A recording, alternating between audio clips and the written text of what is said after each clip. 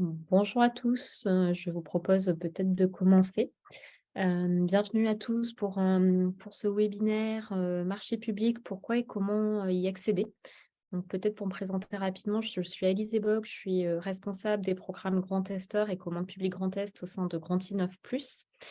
Et donc, aujourd'hui, on est ravis de vous accueillir avec, mon collègue Stéphane Pastor, pour une session de sensibilisation autour des marchés publics. Donc c'est un webinaire, qui s'insère dans le cadre du programme Grand Testeur que je présenterai dans un instant, qui est le programme d'expérimentation territoriale du Grand Est, mais également, dans le cadre du réseau commande publique Grand Est, dont, nous assurons la coordination, au sein de Grand I9+. Peut-être quelques éléments d'introduction, sur le programme Grand Testeur. Donc Grand Testeur, c'est, un programme régional, initié par la région Grand Est et opéré au sein de Grand I9+, qui est sorti de terre, fin 2020, et qui part du constat, hein, qu'il en a des territoires en transition, au sein de la région Grand Est, sur des thématiques différentes, hein, transition écologique, transformation numérique, attractivité, inclusion, et qu'en face, on va avoir des produits et services innovants développés dans le Grand Est qui peuvent apporter, des solutions à ces problématiques. En somme, l'ambition du programme, hein, c'est vraiment de faire, du territoire du Grand Est un laboratoire d'innovation et d'expérimentation à ciel ouvert, et donc d'accélérer les transitions des territoires via l'expérimentation de solutions innovantes régionales. Le cœur du programme, c'est vraiment cette notion d'expérimentation.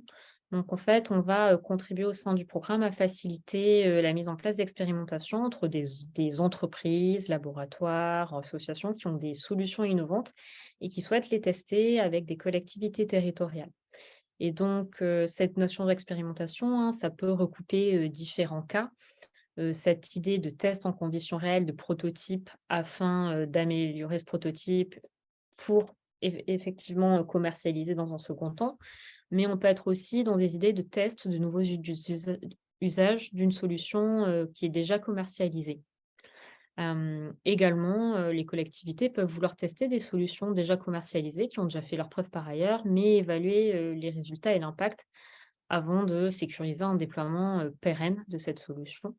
Et enfin, avoir des cas peut-être un peu plus anecdotiques où il y a vraiment de la volonté de co-construire entre, un offreur de solutions innovantes, une entreprise, et une collectivité, une nouvelle solution, fa pour répondre à un besoin qui aujourd'hui n'est pas adressé, hein, par, des solutions sur le marché. Donc ça, c'est le cadre du programme Grand Testeur, et il se trouve que dans ce cadre-là se posent, beaucoup de questions, justement du, cadre juridique et financier pour contractualiser dans ces projets d'expérimentation. Certains projets peuvent être, contractualisés dans le cadre de la commande publique, hein, donc via un achat d'une collectivité, donc pas qu'exclusivement, mais c'est un cas, qui se produit régulièrement. Et donc on a pu faire, le constat, hein, au sein, du programme Grand Testeur que souvent, les entreprises innovantes avaient peu de connaissances du fonctionnement des marchés publics. Et donc c'est dans ce cadre-là que, nous avons trouvé opportun de proposer, à notre public d'entreprises, qui font partie du programme Grand Testeur ou bien qui suivent justement ce programme, de pouvoir bénéficier d'une sensibilisation, au marché public. D'une part, donc de savoir ce qu'est un marché public, de savoir comment les identifier, comment y répondre, mais également de pouvoir avoir un premier niveau d'information sur les procédures de la commande publique dédiées, à l'innovation. Voilà. Et donc, pour, faire apporter cette, expertise marché public, je vais transmettre la parole, à mon collègue Stéphane, qui va pouvoir, voilà, vous dérouler, un plus grand nombre d'explications. Je vous précise, que on va garder un temps de questions-réponses d'environ 10 minutes à la fin, de la séquence. Donc n'hésitez pas au fil, de la présentation, de Stéphane, de poser vos questions, dans le module questions-réponses, et on pourra les prendre, en fin de session. Voilà. Merci à tous et bon webinaire, et je te transmets la parole, Stéphane. Merci Alizé. Bonjour à tous. Voilà, et encore une fois, merci Alizé pour ces quelques mots introductifs. Alors, je vais commencer par me présenter, hein. Donc moi, je m'appelle Stéphane Pastor, je suis chef de projet marché public chez Grand Innov Plus et je suis plus particulièrement en charge de la coordination du réseau commande publique Grand Est que je vais vous présenter tout à l'heure. Alors rapidement, sur le déroulé de ma présentation, 2 mots. Bon, petit propos introductif sur le réseau, qui on est, ce qu'on fait et comment vous pouvez rentrer en contact avec nous. Ensuite, je vais essayer de vous dérouler une petite explication de ce que sont les marchés publics, comment trouver les marchés, quelques mots sur la réponse, et on parlera ensuite d'achat d'innovation. Et on terminera par une séquence de questions-réponses où vous pourrez éventuellement intervenir également autour de ces sujets de commande publique. Alors, on va commencer tout de suite par une présentation du réseau, hein. Donc, c'est le dispositif qui est animé au sein de Grand Innov et qui a pour objectif de faciliter l'accès des entreprises, donc votre accès à la commande publique, et de faciliter aussi vos échanges avec les acheteurs publics. Alors, il vient un petit peu en complément et dans la suite logique du programme d'expérimentation de Grand Testeur. Et ce programme, ce dispositif, il est déployé à l'échelle du Grand Est avec un certain nombre de partenaires, hein, dont vous voyez mentionner les logos sur le support. Donc essentiellement les structures d'appui aux entreprises, hein, que sont le réseau des chambres consulaires, CCI, CMA, Chambre d'agriculture, mais aussi la CRES. Et bien entendu, on s'appuie sur le réseau des agences de développement économique, qui sont partie prenante et des partenaires à part entière du dispositif. Alors, très concrètement, qu'est-ce qu'on fait au sein du réseau? On déploie principalement un volet d'événements qui viennent en appui à la connaissance des marchés publics des opérateurs économiques du territoire à travers des webinaires ou des ateliers, hein, comme on le fait aujourd'hui, mais aussi des séquences un peu plus magistrales avec un DPTJ autour de la commande publique. Alors, la dernière a eu lieu il y a un petit peu moins d'un mois et traitait de la crise énergétique et de la manière dont les acheteurs publics peuvent y répondre. Donc ça, c'était un exemple d'une masterclass stratégique. On a déployé un certain nombre d'outils également à l'échelle du territoire. Alors des guides pratiques, un à destination des acheteurs, un autre à destination des entreprises, pour un petit peu démystifier la commande publique et la rendre, on va dire, plus digeste pour les opérateurs économiques. Et c'est d'ailleurs sur ce guide-là que je m'appuie pour ma présentation tout à l'heure. On a mis en place 2 autres outils, un à destination des acheteurs qui s'appelle la charte régionale de la commande publique, où là l'idée c'est d'emmener la plus grande partie d'acheteurs qui le souhaitent dans une démarche, on va dire, d'amélioration de leurs pratiques, pour rendre la commande publique plus efficace et plus accessible, notamment aux entreprises du territoire. Et un autre outil sur lequel je reviendrai tout à l'heure, qui s'appelle Apogée, qui est un agrégateur de marché public à l'échelle de la région et qui est une plateforme Internet, hein, finalement, et qui permet aux entreprises d'avoir accès à l'ensemble des consultations qui sont passées à l'échelle du Grand Est. Et enfin, on déploie un certain nombre d'événements autour de rencontres qu'on appelle les rencontres acheteurs. Alors, c'est des moments qui sont organisés à l'échelle de la région, à l'échelle des territoires, et qui permettent aux entreprises de rencontrer sous format de speed meeting des acheteurs publics pour se faire connaître, pour échanger, pour présenter des solutions techniques et engager le dialogue avec potentiellement leurs futurs clients. Au niveau du réseau, on a mis en place un dispositif qui s'appelle les points info commande publique. Donc, ce sont des personnes qui sont à votre disposition à l'échelle des territoires pour répondre à vos questions sur les marchés publics. Donc, c'est un dispositif de premier niveau d'information que vous pouvez contacter et qui sont là pour apporter des réponses sur la commande publique, ou bien vous diriger vers des experts, que ce soit des consultants pour vous aider à monter des réponses, que ce soit peut-être des avocats ou même d'autres partenaires du dispositif qui seraient là pour vous accompagner sur toutes vos questions autour de la commande publique. On peut parler par exemple de partenaires qui peuvent vous aider à déposer vos factures sur Chorus Pro. On peut vous aider aussi à identifier des points de contact dans les collectivités. En tout cas, l'idée du dispositif, c'est d'avoir une réponse de proximité à toutes vos questions autour de la commande publique. Et bien entendu, ces points infos sont aussi là pour organiser des événements à l'échelle du territoire et dynamiser un petit peu tout ce qui se fait autour de la commande publique. Pourquoi cet intérêt de la région Grand Est, hein, puisque c'est la région et l'État qui sont à l'initiative du dispositif? Simplement parce que le poids de la commande publique, il est non négligeable quand même à l'échelle du Grand Est, hein. Vous voyez là, c'est 6,9 milliards d'euros en 2021 qui ont été dépensés dans le cadre de la commande publique. Sur ces 6,9 milliards d'euros, 58% des marchés sont quand même remportés par des PME. Ces 58% ne représentant malheureusement que 30% du montant des marchés. Donc l'idée du dispositif, c'est d'augmenter la participation des entreprises du territoire, TPE, PME en particulier, autant en nombre de marchés remportés qu'en montant de valeur des marchés qui sont remportés. Pour vous donner un deuxième ordre d'idée, à l'échelle du Grand Est, on recense environ 17 500 à 18 000 consultations par an. En tout cas, c'est les chiffres de 2021. Et à peu près 8 000 acheteurs qui sont recensés dans le Grand Est. On reviendra tout à l'heure un petit peu sur qui sont ces acheteurs. Sur les 17 500 consultations passées, ce que je voulais également rappeler, c'est qu'un certain nombre de ces consultations sont alloties, hein, puisque aujourd'hui c'est une obligation d'allotir les marchés, et ce qui peut représenter, alors à la louche, certainement 50 000, 60 000 marchés qui sont passés par an par les acheteurs publics. Alors, on va rentrer dans le vif du sujet, hein. Voilà un petit peu le plan de ma présentation après ces propos introductifs. Déjà, je vais essayer de vous expliquer ce que sont les marchés publics, comment on sélectionne des marchés et où on les trouve. Ensuite, un point important dans le cycle de réponse, si je puis dire, dans le cycle de passation de marché et de choix pour une entreprise, c'est de la décision de répondre ou pas.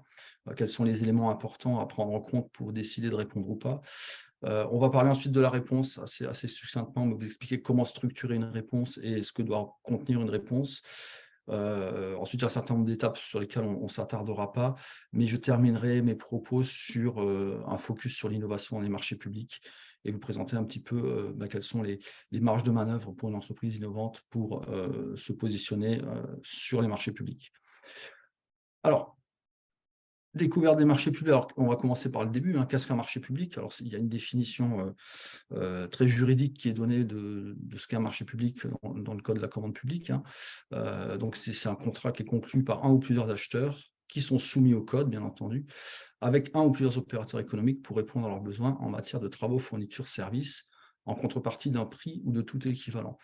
Donc, j'ai souligné un certain nombre de termes. Alors, le premier, c'est le terme acheteur. Effectivement, celui qui va passer la commande, celui qui a passé le marché, c'est ce qu'on appelle un acheteur public. Je vous l'ai dit tout à l'heure, ils sont au nombre de 8 000 à l'échelle du Grand Est. Je vous expliquer tout à l'heure qui sont ces acheteurs. Un ou plusieurs opérateurs économiques, ce sont des entreprises qui peuvent répondre à la commande publique, qui peuvent candidater à ces marchés. Un ou plusieurs parce qu'on peut répondre en groupement ou en sous-traitance, par exemple. Là aussi, c'est des positions qui sont autorisées et qui sont encouragées par le Code de la commande publique.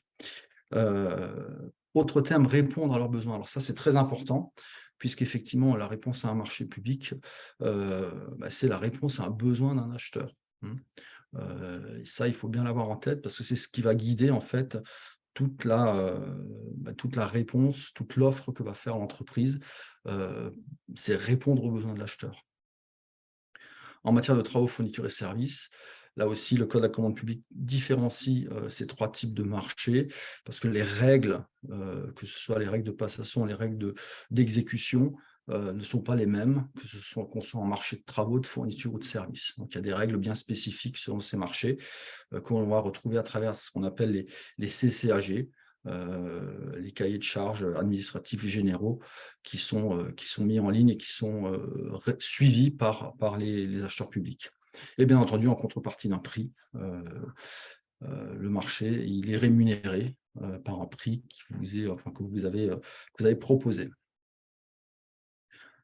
Alors, deux mots sur ce qu'est un acheteur public. Alors, On distingue les pouvoirs adjudicateurs ou les entités adjudicatrices. Là, on rentre un petit peu dans le jargon, dans le vocabulaire de la commande publique.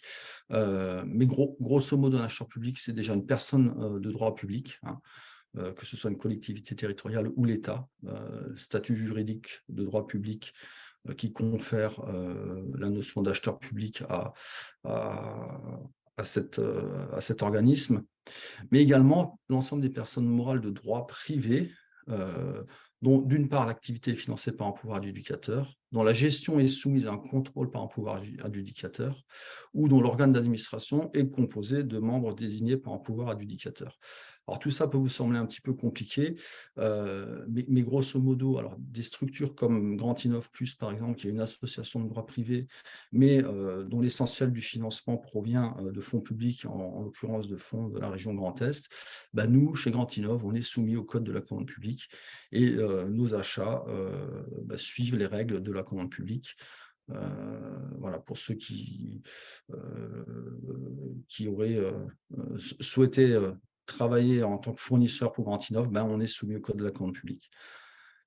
Et enfin, ce qu'on appelle les entités adjudicatrices, ce sont les opérateurs de réseau que vous connaissez tous, hein, les sociétés de gestion d'eau, de réseaux électriques, et ainsi de suite, sont des opérateurs, des entités adjudicatrices soumis au code de la commande publique. Donc l'ensemble de ces structures aujourd'hui sont sous le vocable d'acheteurs publics et sont donc soumises à un certain nombre de règles pour acheter les besoins, les fournitures, les travaux, les services dont ils ont besoin pour exécuter leur mission. La commande publique aujourd'hui, elle repose sur 3 grands principes que je pense c'est important de les rappeler, parce que c'est ces 3 grands principes qui vont guider l'ensemble des actes d'achat des collectivités, des acheteurs publics, hein. Le premier, c'est l'égalité de traitement des candidats. Là, qu'on soit grande entreprise, petite entreprise, entreprise française ou étrangère, on est traité de la même manière. Le libre accès à la commande publique. Là aussi, cette commande publique, elle est ouverte. Il n'y a pas de frein à l'entrée, à la candidature d'une entreprise à la commande publique, et la transparence des procédures. Donc là aussi, expliquer comment sont passés les marchés, et puis appliquer les procédures qu'on a expliquées. Donc ça, c'est 3 grands principes qui vont être appliqués sur l'ensemble des marchés qui sont passés par les acheteurs, sur l'ensemble des actes d'achat. Alors c'est vrai en procédure formalisée, mais c'est vrai aussi dans ce qu'on appelle les procédures adaptées ou les marchés de gré à gré. Alors, je ne vais pas m'attarder à ce stade sur les procédures d'achat, on reviendra tout à l'heure dessus. On va s'intéresser maintenant à la manière dont on va pouvoir chercher et sélectionner les marchés. Alors, je vous l'ai dit, à l'échelle du Grand Est, ce sont à peu près 1500 consultations qui sont passées tous les mois, 1500 consultations qui sont passées par 8000 acheteurs, qui peuvent être bien entendu des communes, des communautés d'agglomération, des métropoles, des communautés de communes, bien entendu les départements, la région Grand Est, la CEA sur le territoire alsacien, les offices HLM, les collèges, les lycées, enfin je ne vais pas tout énumérer, mais vous voyez aujourd'hui quel est un peu le profil de ces acheteurs publics, quels sont les profils de ces acheteurs publics, et vous voyez qu'ils sont très nombreux, ils touchent toute une série d'activités, bien entendu l'administration publique, mais également la gestion de l'eau, la gestion de l'électricité, la santé, le domaine de la défense, hein, puisque bien sûr le ministère des Armées, les bailleurs sociaux également sont dans le champ de la commande publique. Donc, en face des entreprises se pose la question effectivement de trouver le marché qui me correspond et d'identifier la consultation sur laquelle je pourrais, en tant qu'entreprise, me positionner et répondre pour générer bien entendu du business, du chiffre d'affaires. Alors, ces marchés publics, ils sont soumis à une obligation de publicité, hein. Donc, les acheteurs publics, lorsqu'ils passent un marché, lorsqu'ils publient un appel d'offres, ils sont obligés de le faire savoir, hein, parce qu'un besoin d'achat se fait sentir, il faut le faire connaître. Et il y a des règles, ce qu'on appelle les règles de publicité, qui vont dépendre de la taille du marché, qui vont dépendre du type d'acheteur, mais qui vont aussi dépendre de la nature de l'achat, que ce soit en fourniture, travaux ou services. Ces règles de publicité, elles sont résumées sur ce tableau-là. C'est là où finalement les choses vont un petit peu se compliquer pour une entreprise. C'est d'identifier les sources d'informations qui vont permettre aux uns et aux autres d'identifier les marchés qui peuvent potentiellement les intéresser et auxquels potentiellement une entreprise peut candidater. Un acheteur public va devoir publier un marché tantôt dans la presse locale sur un journal d'annonce légale, tantôt au bulletin officiel d'annonce de marché public, tantôt sur le journal officiel de l'Union européenne, et pour un certain nombre de ces marchés, sur un profil acheteur. Alors, c'est quoi le profil acheteur? C'est une plateforme Internet qui est en capacité de publier les marchés, qui va aussi permettre aux entreprises de télécharger les dossiers de consultation, donc dossiers qui vont permettre de construire la réponse, mais plateforme qui va aussi permettre d'échanger avec l'acheteur public pendant la consultation et bien entendu, qui va permettre aux entreprises de déposer leur candidature et leurs offres à l'issue de la procédure de réponse. Alors, ce qu'il faut savoir en France, c'est que depuis 2018, l'ensemble des consultations dont le montant dépasse 40 000 € est soumis à dématérialisation. Donc, tous les marchés au-dessus de 40 000 €, vous allez les retrouver sur un profil acheteur, donc sur Internet, quelque part sur un site. Aujourd'hui, il n'y a pas un profil acheteur unique. Il y a une multitude de profils acheteurs qui se sont développés. Alors, vous en connaissez certainement tous au moins un ou plusieurs, hein. Les marchés de l'État sont par exemple publiés sur une plateforme qui s'appelle Place. Sur le territoire alsacien, il y a une plateforme qui s'appelle Alsace Marché Public. La région Grand Est a son propre site de publication de marché public. Sur le territoire Lorraine, Champagne-Ardenne, il y a un gros agrégateur, un gros profil acheteur qui s'appelle X Marché, et ainsi de suite. Donc, on a toute une multitude de plateformes qui existent, puisque l'acheteur public peut librement choisir sur quel profil acheteur il va publier son marché. Donc, toute la difficulté pour vous en tant qu'entreprise, c'est bien d'identifier les sources d'informations et d'être informé des dernières opportunités qui sont publiées à l'échelle du territoire qui vous intéresse. Donc là, j'ai repris un petit schéma assez simple en fait, sur une zone d'une quarantaine de kilomètres, d'une vingtaine de kilomètres autour de Strasbourg. Donc une entreprise qui serait intéressée sur cette zone d'achalandise, elle aurait très facilement une dizaine de plateformes à surveiller, de sources différentes à mettre en veille pour pouvoir être informé de toutes les publications qui sont passées. Alors, ce n'est pas chose aisée. Alors, on peut bien entendu, en tant qu'entreprise, faire appel à un prestataire et payer un prestataire pour faire de la veille sur les appels d'offres. Mais on peut aussi s'abonner à une plateforme qu'on a déployée là au sein du dispositif Réseau Commande Publique Grand Est, à l'initiative de la région Grand Est notamment, une plateforme qui s'appelle apogee.org, sur laquelle vous allez pouvoir retrouver l'ensemble des consultations qui sont passées à l'échelle du Grand Est. La première étape, effectivement, c'est identifier les marchés. Alors je vous le rappelle, au-dessus de 40 000 €, ils sont publiés sur un profil acheteur. En dessous de 40 000 €, là, on est dans le cas des marchés sans publicité ni mise en concurrence, où là, l'acheteur public peut librement contractualiser avec un fournisseur, mais toujours à la condition qu'il respecte les 3 piliers de la commande publique, hein, libre accès, égalité de traitement et transparence des procédures. Et en dessous de 40 000 €, ça se traduit par le fait qu'une collectivité doit bien entendu contractualiser pour satisfaire un besoin, pour répondre à un besoin, peut contractualiser avec un fournisseur mais ne doit pas systématiquement contractualiser avec le même fournisseur et bien entendu, doit gérer en bon père de famille les deniers publics et donc doit s'intéresser également au rapport qualité-prix pour faire un bon état des dépenses publiques. Donc ça, c'est les trois conditions sur lesquelles il faut qu'un acheteur public soit attentif pour tous les marchés en dessous de 40 000 € hors taxe.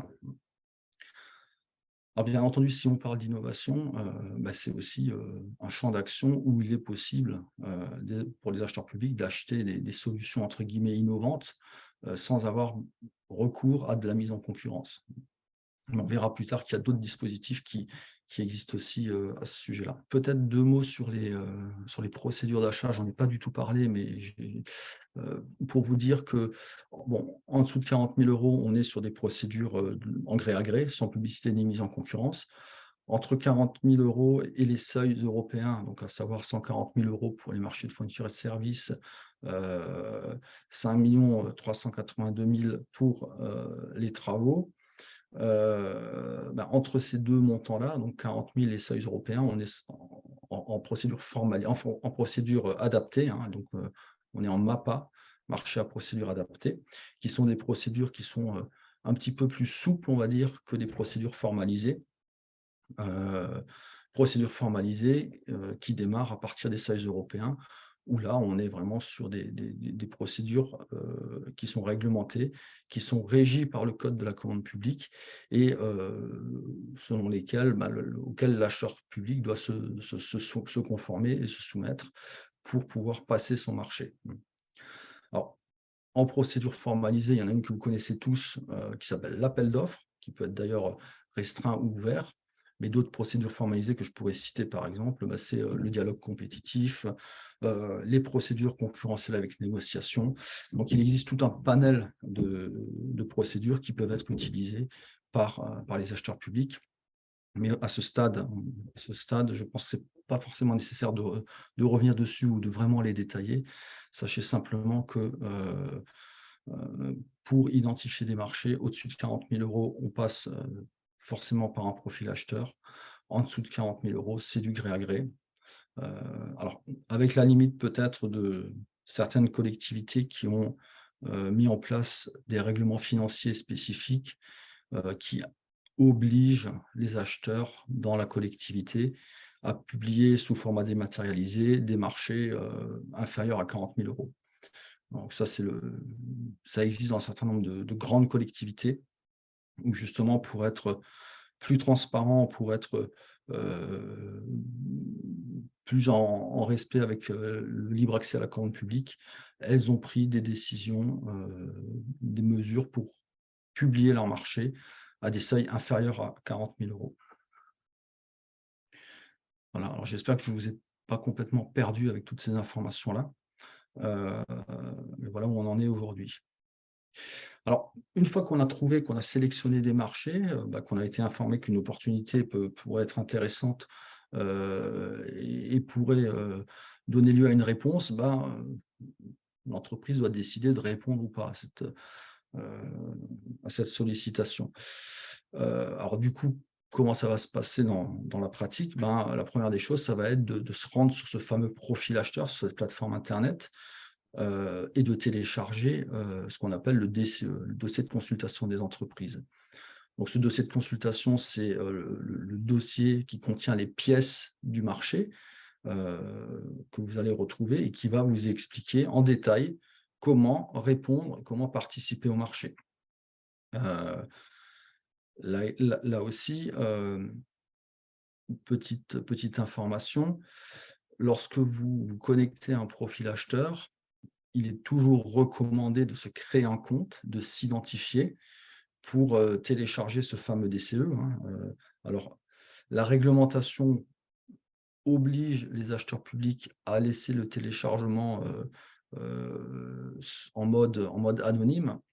Par contre, si vous téléchargez le dossier en mode anonyme et que l'acheteur public apporte une modification, quelle qu'elle soit, au document de consultation, rien qu'à la date de remise des offres, par exemple, en étant en mode anonyme, vous ne serez pas informé de la modification. Alors que si vous avez téléchargé le DCE en mode connecté avec un compte, vous serez automatiquement informé d'éventuelles modifications. Donc, le premier conseil que je peux vous donner sur ces profils acheteurs, c'est de bien vous créer un compte et de bien vous identifier au moment du téléchargement du DCE. Donc, une fois ce DCE téléchargé, vous allez ouvrir les différentes pièces qui le composent.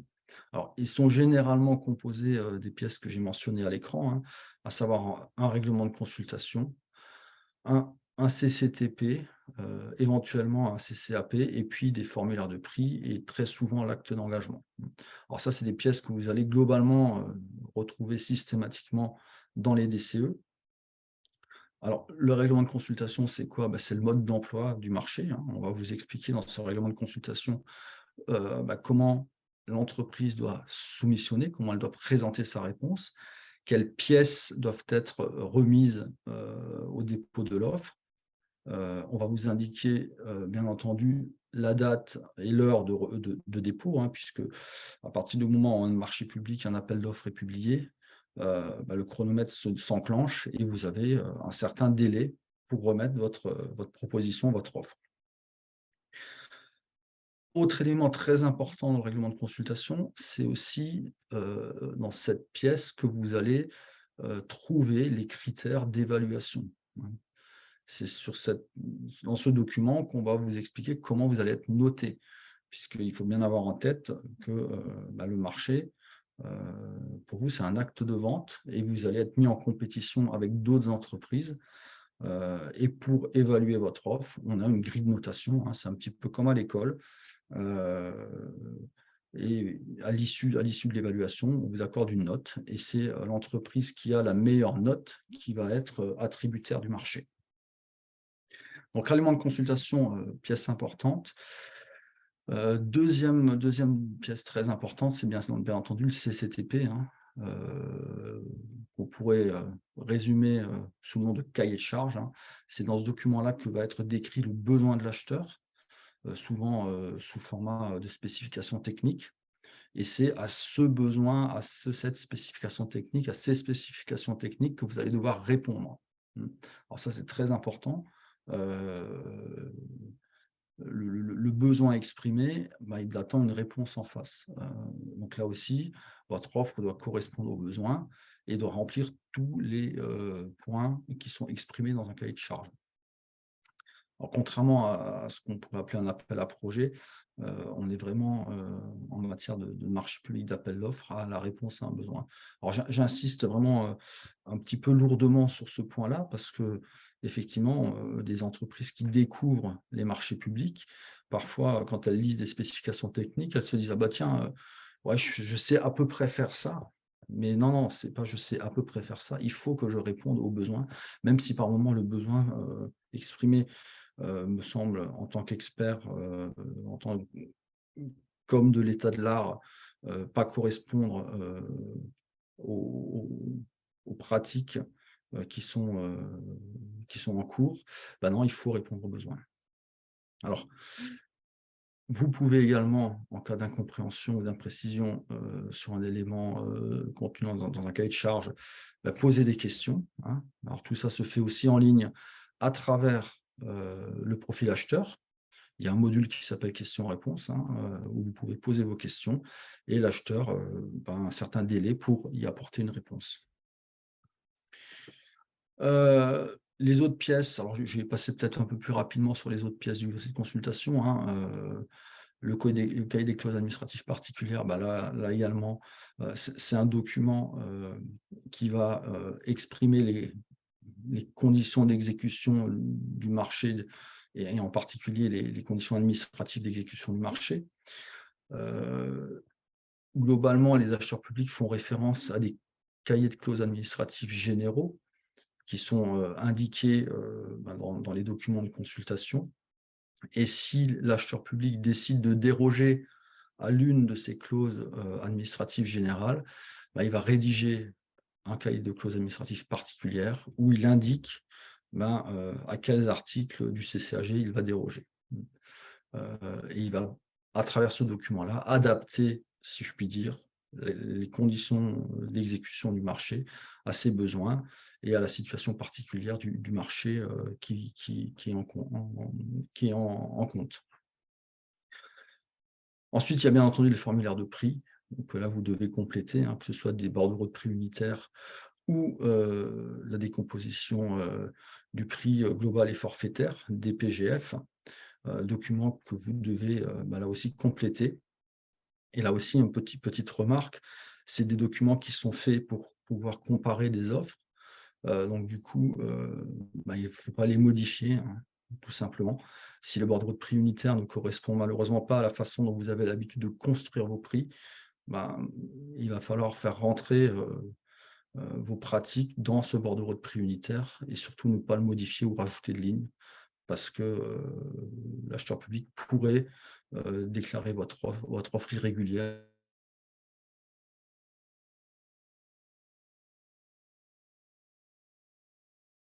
en cas de modification au prix. Devis quantitatif estimatif, c'est un document qui est souvent utilisé dans les marchés à prix unitaire pour faire des simulations de commandes, si je puis m'exprimer ainsi, simulations de commandes qui vont permettre de comparer également des offres de prix entre plusieurs candidats. Et enfin, sont très souvent annexés dans les pièces du DCE. Alors c'était une obligation, il y a quelque temps, aujourd'hui ça ne l'est plus, mais c'est l'acte d'engagement. L'acte d'engagement, c'est le contrat finalement qui va être signé entre l'entreprise attributrice et l'acheteur public et qui va formaliser le marché à l'issue de la procédure. Donc cet acte d'engagement, c'est toujours intéressant de le lire, de voir à quoi vous vous engagez en signant le marché. Très souvent encore, il faut le compléter au dépôt de l'offre. De plus en plus, la signature de cet acte d'engagement se fait après l'attribution du marché, bien qu'aujourd'hui, un certain nombre d'acheteurs publics le demandent toujours au dépôt. Donc, voilà un petit peu les pièces les plus importantes que vous allez retrouver dans le DCE. Et le conseil que je peux vous donner à ce stade-là, c'est déjà de bien lire le CCTP pour savoir exactement quelle est la nature du besoin et si vous pouvez le satisfaire. De lire également le règlement de consultation pour identifier les points sur lesquels vous allez être noté. Et bien entendu, avoir toujours en tête que c'est un peu une course contre la montre pour répondre au marché, puisqu'il y a un délai et une date et une heure de dépôt qui doivent être absolument respectés, sous peine que votre offre ne soit pas recevable de la part de l'acheteur public. Alors, on a construit une petite grille d'aide à la décision qui vaut ce qu'elle vaut, mais pour des entreprises qui peut-être découvrent les marchés publics, la commande publique, ça peut leur permettre de guider un petit peu leur décision de répondre ou pas.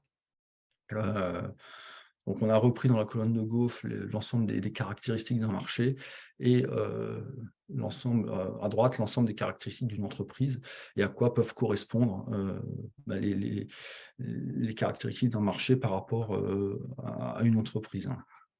Donc là, je vous laisserai le découvrir quand on vous diffusera le support, puisque le support vous sera diffusé et vous pourrez éventuellement l'utiliser un petit peu comme pense-bête lorsque vous réfléchissez à la réponse, ou est-ce que vous réfléchirez plus tard à la réponse à un marché public. Deux points sur la façon de répondre seul ou en groupement. Alors bien entendu, à la lecture et du cahier de charge technique et du règlement de consultation, vous allez peut-être vous rendre compte que vous pouvez ou bien répondre seul, donc là, go, on y va, on peut faire une offre, il n'y a pas de souci, mais que peut-être sur un certain nombre de prestations qui sont demandées ou un certain nombre de besoins qui est exprimé, vous n'êtes pas en capacité de satisfaire totalement. Et donc, vous pouvez répondre à plusieurs, sous deux formats. Le groupement, c'est ce qu'on appelle répondre en co-traitance. Donc, plusieurs entreprises se regroupent et répondent ensemble à un marché public. Ce groupement, c'est un groupement momentané d'entreprise, c'est un groupement qui n'a pas besoin d'avoir de de forme juridique, hein. Vous pouvez simplement vous regrouper avec des entreprises partenaires. La seule, je dirais, condition, c'est de désigner un mandataire qui sera l'interlocuteur privilégié de l'acheteur public, autant sur la phase de passation de marché que sur la phase d'exécution du marché. Donc voilà, seule contrainte, désigner un mandataire.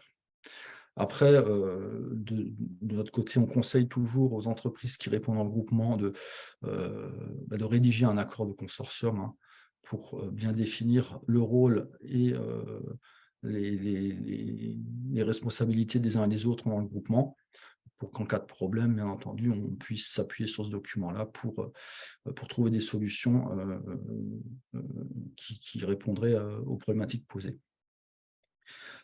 Donc, répondre seul, en groupement. Et troisième possibilité, répondre en sous-traitance. Donc je peux répondre à une grande partie du marché, mais j'ai besoin d'un sous-traitant. Je peux déclarer un sous-traitant, ou bien dès la candidature, dès le dépôt de l'offre, ou une fois que je suis attributaire du marché. Ce sous-traitant de rang 1, il doit être accepté par l'acheteur public, hein. Donc il y a une déclaration de sous-traitance à formuler à travers un formulaire qui s'appelle un DC4, peut-être que certains d'entre vous en ont déjà entendu parler, et ce sous-traitant doit être accepté par l'acheteur public pour pouvoir exécuter et participer au marché. La sous-traitance également autorise le paiement direct. Donc, si un sous-traitant accepté par l'acheteur public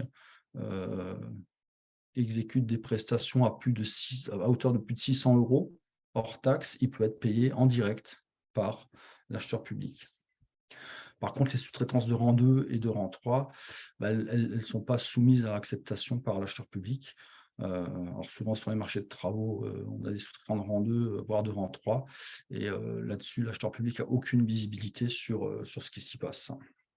Une fois que vous avez décidé de répondre, vous allez devoir préparer votre réponse. Alors, comment est-ce qu'on prépare la réponse? En matière de marché public, et c'est souvent à ce niveau-là que les entreprises estiment que la commande publique elle est complexe, c'est que votre réponse elle est composée de deux grandes parties. Une partie qu'on appelle la candidature et une seconde partie qu'on appelle d'offre. La candidature, souvent, vous allez pouvoir la présenter sur des formulaires qui sont proposés par l'acheteur public, par le ministère des Finances, hein, qui s'appellent les DC1 ou des DC2. Donc, déclaration de candidat, et puis éventuellement un DC4 en cas de sous-traitance. Donc ça, c'est la première manière dont vous pouvez présenter votre candidature sur un DC1 et un DC2, ou bien en utilisant un formulaire électronique qui s'appelle le DUM, qui est le document unique de marché européen. Donc il y a un formulaire qui est proposé sur l'ensemble des profils acheteurs et que vous pouvez remplir au moment du dépôt de votre offre, et qui permet à l'acheteur public de récupérer l'ensemble des pièces administratives dont il a besoin pour examiner la candidature de l'entreprise. Ces deux modes de réponse, ou DC1, DC2 ou DUM, peut être complétés par d'autres pièces administratives, que ce soit des attestations sur l'honneur, que ce soit des attestations d'assurance ou toute autre pièce que l'acheteur public estime nécessaire pour évaluer de la candidature de l'entreprise. Donc cette partie candidature, c'est très administratif en fait, et c'est un petit peu parfois ce qui repousse les entreprises dans la réponse au marché public. Aujourd'hui, cette partie candidature a quand même tendance à devenir beaucoup plus souple, beaucoup plus légère. Il y a un certain nombre de pièces aujourd'hui que l'acheteur public n'est plus censé vous demander. Je pense aux attestations fiscales, je pense aux attestations URSSAF par exemple, qui sont des pièces que l'acheteur public peut récupérer directement auprès d'autres administrations et dont il n'a plus obligation de vous demander à l'état de la candidature. Autre partie de votre offre, c'est ce qu'on appelle l'offre technique et l'offre financière. qui se matérialise d'une part par un mémoire technique, hein. Donc ça, c'est un document dans lequel vous allez répondre aux besoins de l'acheteur public et dans lequel vous allez expliquer comment vous passez, comment vous répondez aux besoins. Et enfin, une offre financière qui sera matérialisée par le BPU ou la DPGF, selon la nature du marché. Et l'ensemble de ces deux parties, candidature, offre, constitue votre réponse que vous allez déposer sur le profil acheteur en utilisant bien souvent aujourd'hui une signature électronique pour valider le dépôt de votre offre. Je ne vais pas rentrer dans le détail sur la construction d'une offre technique ou d'un mémoire technique, mais ayez toujours en tête que ce mémoire technique, il est là pour être noté et que les critères de notation sont transmis, les pondérations entre les critères de prix et de valeur technique et de plus en plus de valeur environnementale sont indiqués dans le règlement de consultation et que c'est à ces critères-là que votre offre doit répondre. Alors, réponse aux besoins, ne pas faire de surqualité, hein, ça je l'ai déjà dit. Ne transmettez que les pièces qui sont demandées. L'acheteur public, si vous a listé un certain nombre de pièces, c'est qu'il n'en a pas besoin d'autres. Donc limitez-vous toujours à ce qu'on vous demande. Sur le prix, 2-3 remarques. Fixer un prix juste, les acheteurs rejettent les offres anormalement basses et s'interrogent aussi sur les offres qu'on pourrait qualifier d'anormalement hautes. Donc soyez sur le prix du marché, c'est là que vous aurez toutes vos chances de remporter le marché. Et puis ne faites pas de fausses promesses, hein, parce que l'offre que vous avez déposée et l'acte d'engagement que vous avez signé vous engage par rapport à ce que vous avez écrit dans votre dossier de réponse. Voilà, il faut vraiment faire attention et être vigilant sur ces points-là pour travailler avec les acheteurs publics. Alors, voilà pour la partie réponse. Alors, en ce qui concerne maintenant l'innovation dans la commande publique, je vois que le temps défile, je vais essayer d'aller un petit peu plus vite, hein. Il y a une définition qui est aujourd'hui donnée par le code de la commande publique, hein, et qui est relativement simple, et qui considère que tous travaux, fournitures ou nouveaux services qui sont nouveaux ou sensiblement améliorés sont finalement de l'innovation.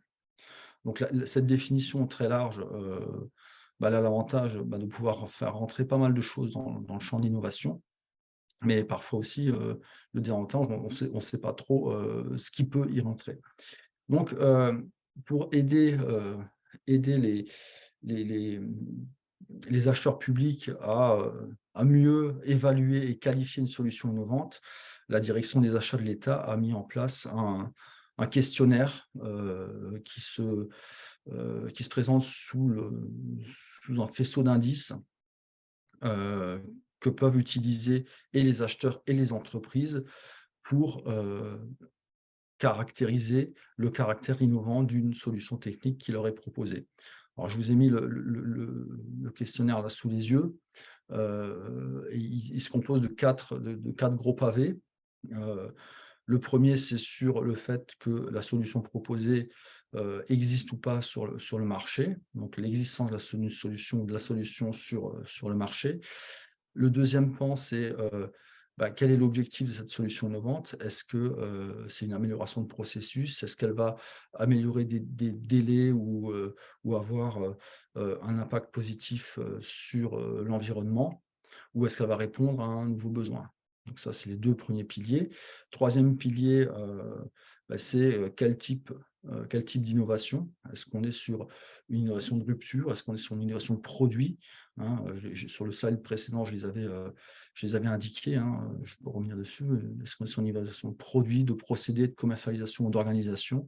Donc aujourd'hui, tous ces types d'innovations sont compatibles avec les achats d'innovation tels que la commande publique les a définis. Et enfin, des informations un peu plus générales autour plutôt du statut et de la nature de l'entreprise qui porte l'innovation.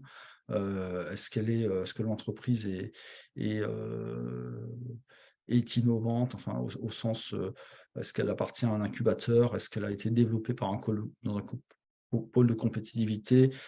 dans un cluster, ou est-ce que l'entreprise bénéficie de financement lié à l'innovation? Donc l'ensemble de ce faisceau d'indices va qualifier ou non l'entreprise, enfin, la solution d'innovante ou pas.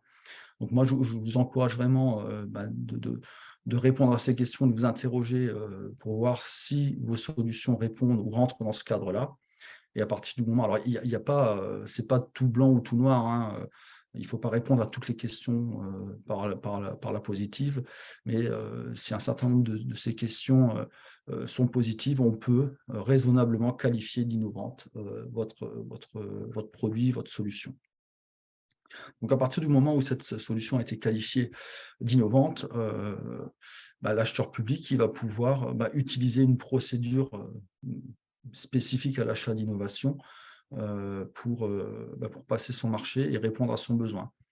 Alors, ces procédures d'achat, on peut les distinguer de deux ordres, hein.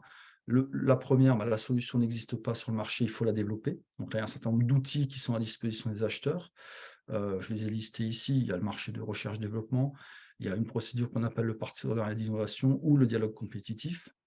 Donc, tous ces outils permettent aujourd'hui de construire, de co-construire entre l'acheteur et l'entreprise le produit entre guillemets innovant qui va répondre aux besoins. Et ensuite, il y a grosso modo deux autres possibilités qui s'offrent à l'acheteur.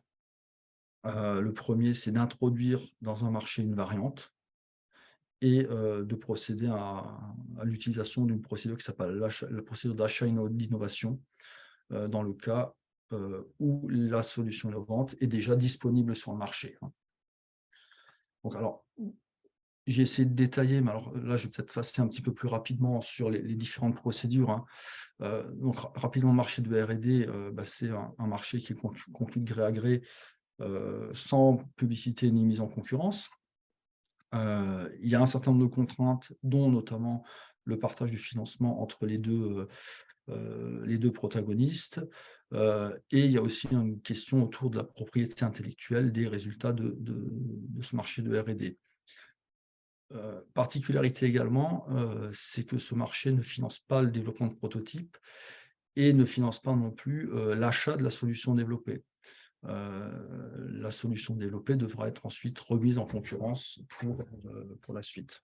Concernant le partenariat d'innovation, c'est également une procédure négociée où les deux parties vont pouvoir construire ensemble, d'une part, la phase de R&D et ensuite la phase d'acquisition. Ce partenariat d'innovation, il peut être mené de front par plusieurs candidats, hein. Je vous ai remis le dessin ici, avec plusieurs candidats, et au fur et à mesure que les différentes phases se déroulent, les candidats sont conservés, enfin peuvent être non retenus ou retenus selon l'avancée de la procédure. On peut également aboutir à plusieurs candidats retenus à l'issue du partenariat d'innovation. Le dialogue compétitif, c'est un petit peu pareil. C'est un échange qui est mis en place entre le candidat, les candidats et l'acheteur public. Et une première étape qui consiste à construire ensemble le cahier de charge. Donc, on va, par phase itérative, construire le cahier de charge.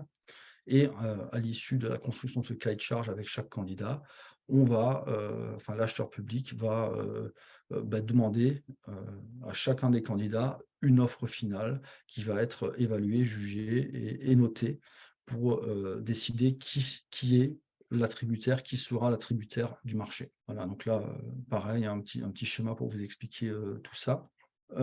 Donc, les trois premiers marchés, c'était les trois premières procédures, grosso modo, c'était dans le cas de la solution n'existe pas sur le marché.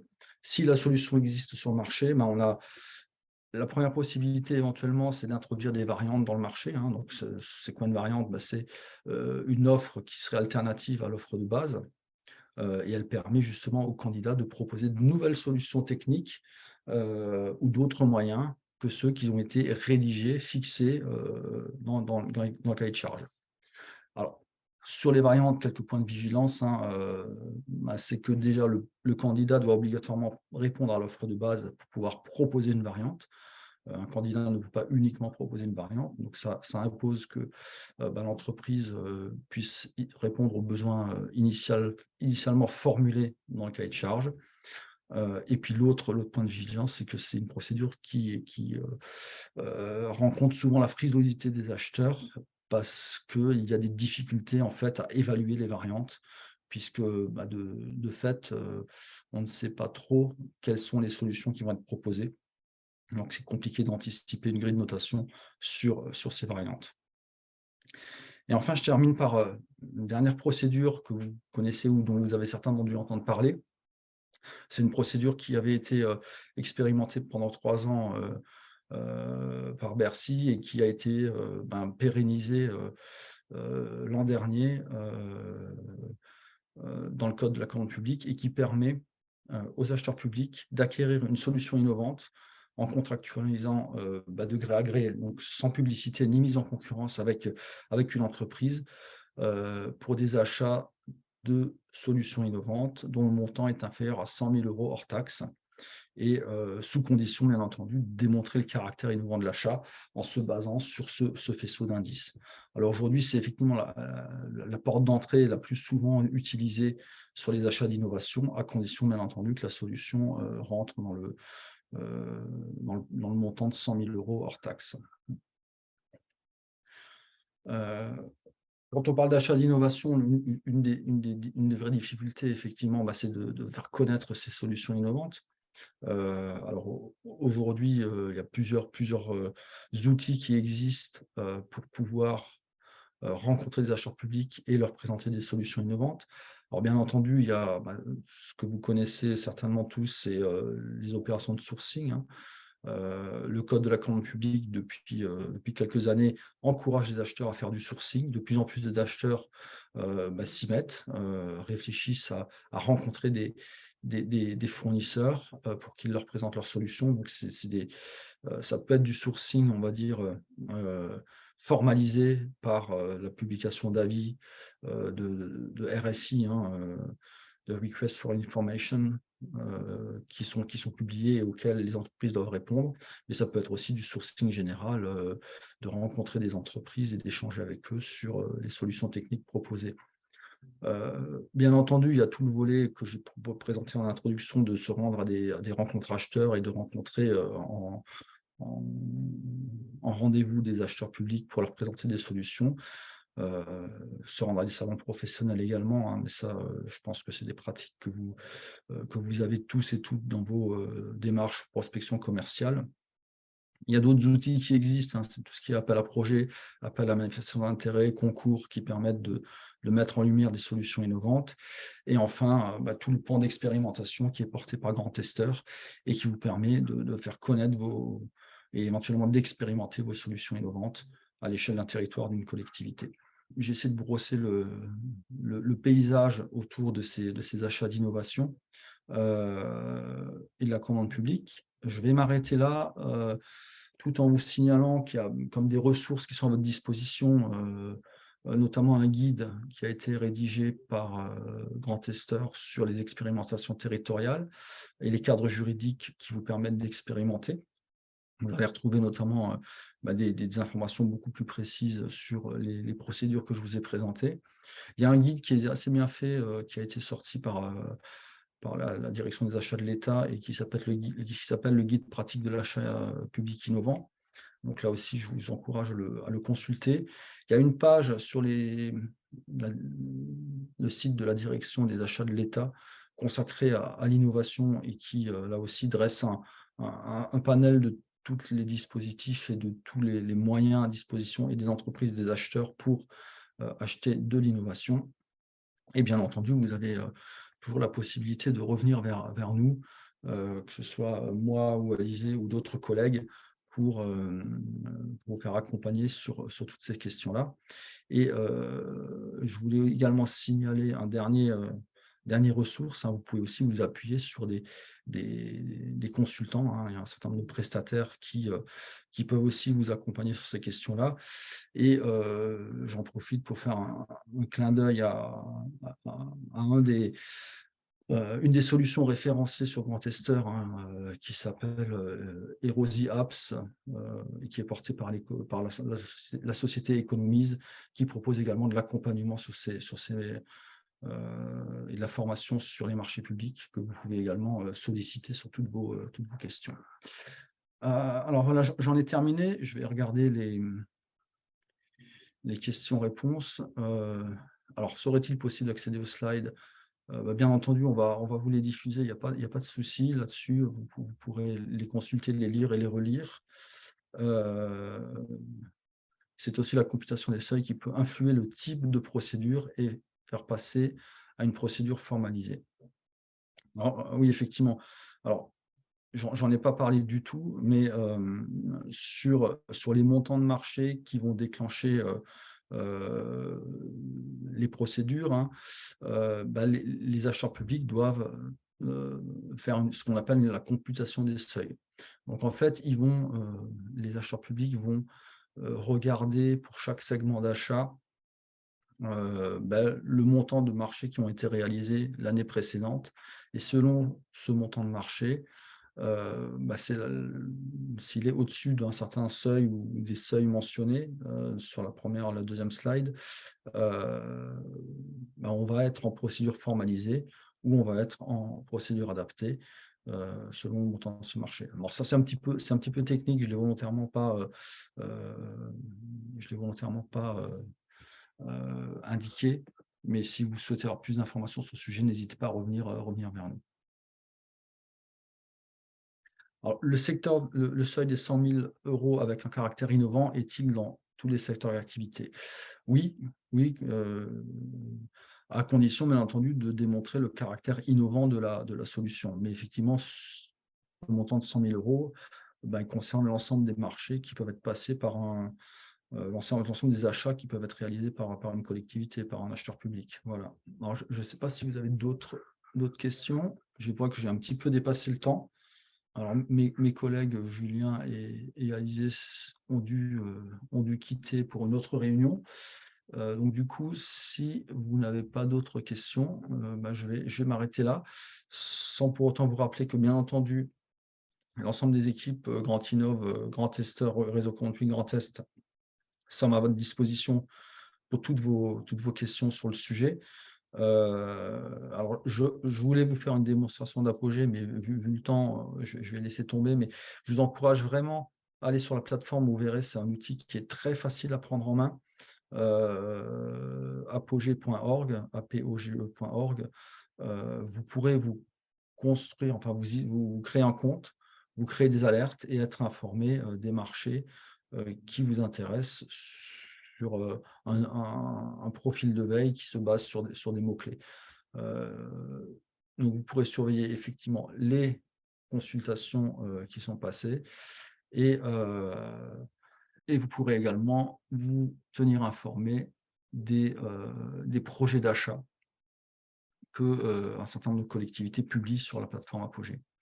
Là aussi, bien entendu, moi je suis à votre disposition si vous avez des difficultés par rapport à cette plateforme. Il ne faut pas hésiter à me contacter, hein. On vous affiche ici les coordonnées, autant les miennes que celles de Julien et d'Alizé. Voilà, on est vraiment à votre disposition. Alors, je vais quand même regarder, je vois qu'il y a d'autres choses qui se sont affichées. Alors, la durée est-elle la même que pour les appels d'offres? Concernant l'achat à 100 000 €, oui. Alors après, ça, c'est des négociations qui sont à avoir avec l'acheteur public. Mais oui, 100 000 €, ça peut être sur 3 ans, ça peut être sur 5 ans, effectivement, ouais. Ou bien sûr 1 an. Bonjour, nous avons observé que des avis d'attribution sur le site marché online. Est-ce qu'Apogée est connecté à ce site? Alors, Apogée ne publie que les consultations de marché. On n'a pas de publication des avis d'attribution. Là, effectivement, vous pouvez les retrouver sur des sites agrégateurs comme Marché Online, mais vous pouvez également les retrouver sur une plateforme d'open data de Bercy qui publie l'ensemble des avis de marché, des attributions. Mais je pourrais vous les mettre, je vous les mettrai dans le support avant de vous l'envoyer, comme ça vous avez le lien également vers cette plateforme open data. Bon, du coup, je vais vous souhaiter à tous une bonne fin de journée. Merci pour votre participation. Et puis, à bientôt sur les questions marché public ou d'expérimentation. Bonne fin de journée. Au revoir.